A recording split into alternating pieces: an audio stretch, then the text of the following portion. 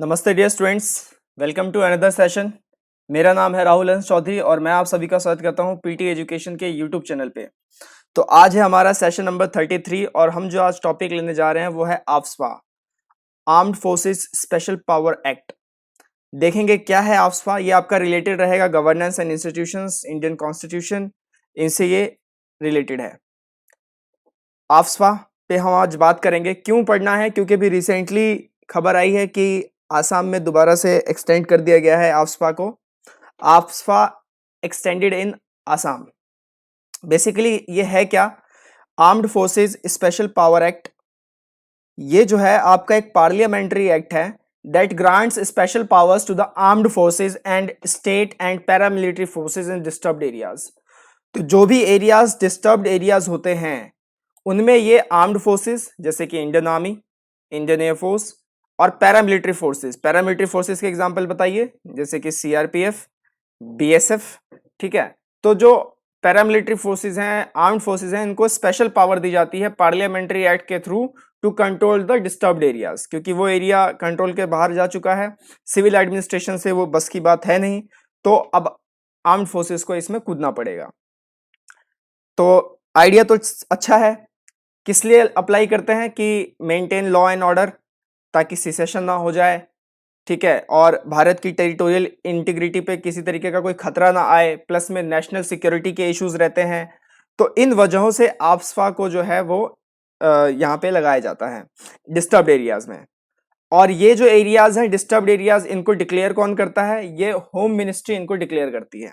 ये आप ध्यान रखिएगा, मिनिस्ट्री ऑफ होम अफेयर्स ये इनको डिक्लेयर करती है। इसके बाद अगर इसकी हिस्ट्री देखें, इसका बैकग्राउंड देखें, तो ये है कि एक ये कॉलोनियल लॉ है, अंग्रेजों के जमाने में था। पहली बार ये क्विट इंडिया मूवमेंट में लॉन्च किया था। क्विट इंडिया मूवमेंट में ये लाया गया था, जो कि गांधी जी ने लॉन्च किया था, क्विट इंडिया मूवमेंट 1942। तो बेसिकली इस मूवमेंट में हुआ क्या था कि काफी सारे जो लीडर्स जो टॉप लीडर्स हैं उनको अरेस्ट कर लिया गया था। तो एक ऑर्डिनेंस के जरिए आफ्स्पा को लाया गया था और सबसे पहले किस में इनेक्ट किया गया था? क्विट इंडिया मूवमेंट में इनेक्ट किया गया था। इसके बाद आपका है 3 तरीके हैं इसके आफ्स्पा के जो लगे हैं अभी तक 3 जगहों पे। पहला है armed forces Assam and Manipur special power act 1958। Year को आप याद रखिएगा, ईयर में आपको फंसाया जा सकता है। तो आसाम और मणिपुर में ये 1958 में लाया गया था। First enacted in Assam to deal with Naga insurgency. तो वहां पे जो नागा इंसर्जेंसी थी, जो नागा पीपल थे, वो लोग चाहते नहीं थे कि गवर्नमेंट बने, और वही लोग थे जिन्होंने सबसे पहले 1952 में पहला जो हमारा इलेक्शंस हुआ था उन्होंने अपोज किया था। तो सबसे पहले ये आसाम में लगा था ताकि नागा इंसर्जेंसी से डील किया जा सके। It empowered only governors of states and administrators of UTs to declare an area as a disturbed areas. तो उस वक्त सिर्फ और सिर्फ राज्यों के जो राज्यपाल हैं या फिर यूटी के जो एडमिनिस्ट्रेटर हैं उनको अथॉरिटी थी कि आप सोचोगे कि डिस्टर्ब्ड एरिया कौन सा है। ये किस में तय किया गया था? Armed forces special power act 1958 में। उसके बाद आपका आया armed forces Punjab and Chandigarh special power act 1983। इसको लाया गया कि to battle the Khalistan movement. तो खालिस्तानी मूवमेंट चल रहा था वहां पर, भिंडरन वाले जो हैं, ऑपरेशन ब्लू स्टार जो था, तो वो एक अलग ही टूटने की बात हो रही थी। तो पंजाब में इंसर्जेंसी काफी बढ़ गई थी। उनका ये मानना था कि ना तो हम भाई पाकिस्तान में जाएंगे ना हिंदुस्तान में जाएंगे, हम तो अपना खालिस्तान बचाएंगे। ठीक है, बाद में 1997 में 14 साल बाद इसको वहां पे रिपील कर दिया गया, जैसे ही थोड़ी सी खालिस्तान मूवमेंट का जो एक जलजला था, जो काफी हाई पीक पे था खालिस्तान मूवमेंट, उसको जैसे ही वो डाउन हुआ तो 1997 में इसको रिपील कर दिया गया। इसके बाद armed forces Jammu and Kashmir special power act 1990।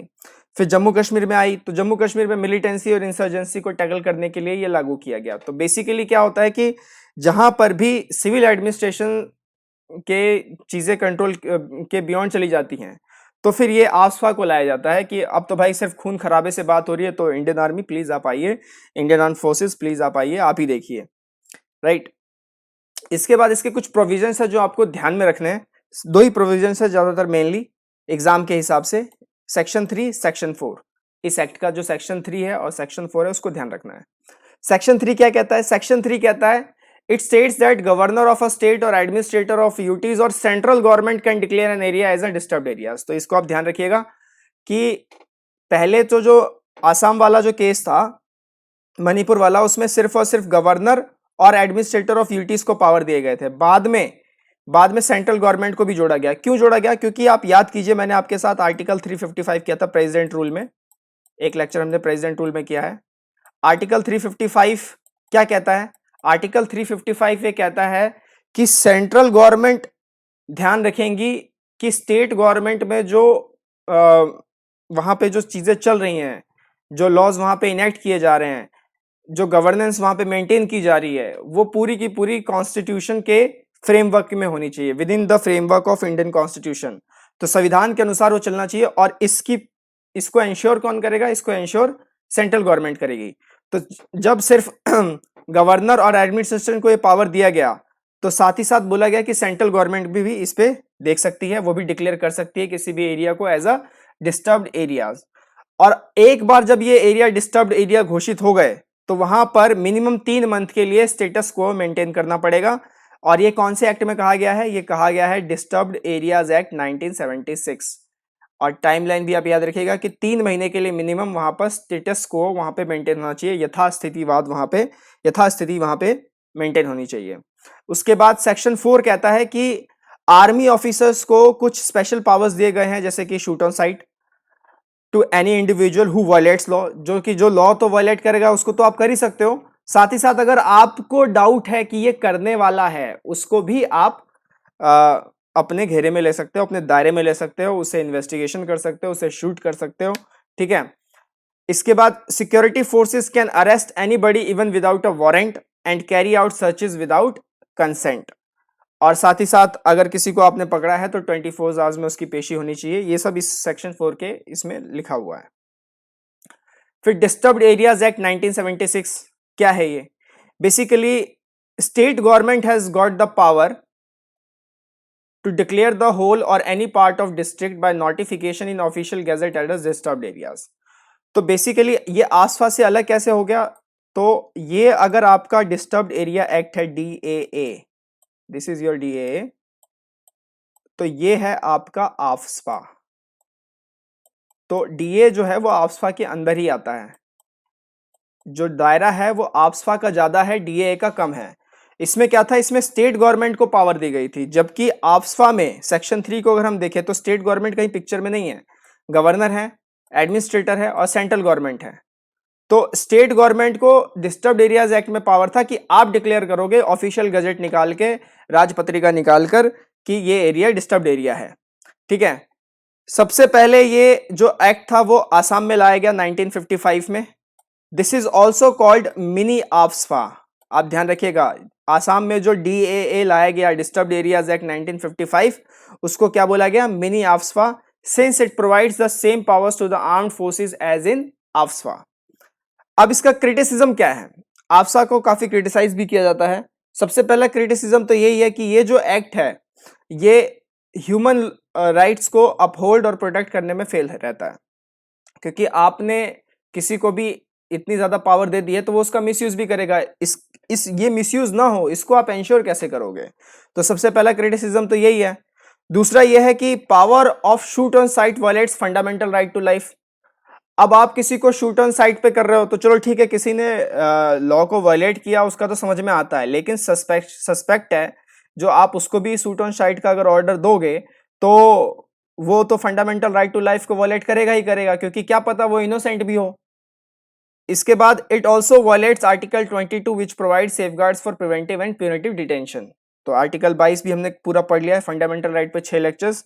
तो ये आफ्स्पा का क्रिटिसिज्म है। एक इसमें क्रिटिसिज्म और है दोस्तों कि क्या होता है कि ये कोई स्टेट है, उसका एक पर्टिकुलर एरिया है, सिविल एडमिनिस्ट्रेटर्स होते हैं, सिविल एडमिनिस्ट्रेशन होती है वहां पे जो इसको मेंटेन करती हैं, देखती हैं।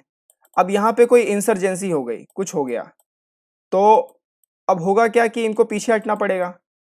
सिविल एडमिनिस्ट्रेशन वाले तो they will go back behind. अब पिक्चर पे आ जाएंगे आपके आर्म्ड फोर्सेस, वो देखेंगे उन्होंने टैकल किया 6 महीने, 8 महीने, साल भर, जितना भी टाइम लगा उनको, उन्होंने टैकल किया। अब होता क्या है, ये अगर आप ज्यादा लंबे समय तक के लिए ऐसी एक्सटेंड करते जाओगे तो सिविल एडमिनिस्ट्रेशन ना अपना काम भूल जाती है। जी हाँ, बिल्कुल यही होता है, सिविल एडमिनिस्ट्रेशन अपना जो मेंटेनेंस करने का जो काम है वो भूल जाती है, और प्लस में आर्मी सिविल वाला काम कर नहीं सकती, तो आर्मी को एडमिनिस्ट्रेशन करने में बड़ी प्रॉब्लम आती है। तो ये थोड़ा सा एक बहुत बड़ा ड्रॉबैक है आफ्सपा का, ये आप ध्यान रखिएगा। इसके बाद आज का क्वेश्चन ऑफ द डे आपके लिए, consider the following statements regarding AFSPA. तो पहले 3 स्टेटमेंट है आपके सामने और आपको बताना है कि कौन सा इनकरेक्ट है, which of the following statement is incorrect, ध्यान रखिएगा। पहला, power to declare an area to be disturbed area is vested with state government only. Okay. दूसरा, state government has the authority to reprimand और prosecute those members of armed forces that commit human rights violation against citizen of state. तीसरा, declaration of disturbed status should be reviewed in every 6 months. कौन से statement correct है, incorrect है, sorry, कौन से हैं? तीसरा तो बिल्कुल सही है, क्योंकि अगर आपको डिस्टर्ब्ड उस एरिया के जो स्टेटस को डिक्लेयर करना है तो 6-6 महीने की आपको इसको रिव्यू करना पड़ेगा, तभी आप न्यूज में सुनते हैं कि it extended for next 6 months, next 6 months, next 6 months. तो तीसरा तो बिल्कुल सही, तो तीसरा ऑप्शन में हो नहीं सकता, तीसरा नहीं होगा तो बी उड़ गया, सी उड़ गया, डी उड़ गया, करेक्ट ऑप्शन इज ए। कुछ चेक करने की भी आपको जरूरत नहीं है। पहला गलत क्यों हो गया? पहला गलत इसलिए है क्योंकि डिस्टर्ब्ड एरिया को डिक्लेयर करना अगर है तो वो स्टेट गवर्नमेंट के एम्बिट में नहीं है, वो गवर्नर के एम्बिट में है, वो एडमिनिस्ट्रेटर ऑफ यूटीज के एम्बिट में है, और वो सेंट्रल गवर्नमेंट के एम्बिट में है। दूसरा गलत क्यों है? क्योंकि स्टेट गवर्नमेंट के पास ऐसी कोई अथॉरिटी नहीं है to prosecute those members of armed forces that commit human rights violation against citizen of state. तो ये भी ऐसा कुछ नहीं है, ये सिर्फ और सिर्फ ये जो पावर है कि prosecute those members of armed forces that commit human rights violation against citizen of state, ये स्टेट गवर्नमेंट के बजाय सेंट्रल गवर्नमेंट के पास है, स्टेट गवर्नमेंट में इसका कोई रोल नहीं है। तो यहाँ पे आना चाहिए था सेंट्रल गवर्नमेंट, तो इसलिए गलत है। ठीक है, तीसरा तो बिल्कुल सही है। तो आज का पहला सवाल मैं आपके लिए पूछना चाह रहा हूं कि वर्ल्ड ह्यूमैनिटेरियन डे कब सेलिब्रेट किया जाता है? When is world humanitarian day celebrated? दूसरा सवाल आपके लिए एक है financial inclusion index, annual financial inclusion index, ये इंडेक्स जो है वो कौन लॉन्च करता है? Annual financial inclusion index launched by whom? तीसरा सवाल आपके लिए, तीसरा सवाल बहुत ही आसान है, जो संप्रीति एक्सरसाइज है, मिलिट्री एक्सरसाइज है बेसिकली, संप्रीति मिलिट्री एक्सरसाइज, ये किन 2 देशों के बीच में होती है? ऑब्वियसली इंडिया तो रहेगा ही रहेगा एक, दूसरा कौन सा देश है ये मुझे बताइएगा। 3 सवाल आज आपके लिए। तो आई होप आपको आसपास समझ आ गया होगा, ये पूरा हमने इसमें देख लिया कैसे कैसे क्या है इसमें, क्या इसके क्रिटिसिज्म है, डिस्टर्ब्ड एरियाज एक्ट क्या है। तो मेरी तरफ से आज इतना ही। कुछ बेहतरीन पीटी रिसोर्सेज आपके लिए इंतजार कर रहे हैं, इनका पूरा यूज़ कीजिए। टीम लगातार आपके लिए मेहनत करती जा रही है। तब तक के लिए पढ़ते रहिए, बढ़ते रहिए। नमस्ते, जय हिंद।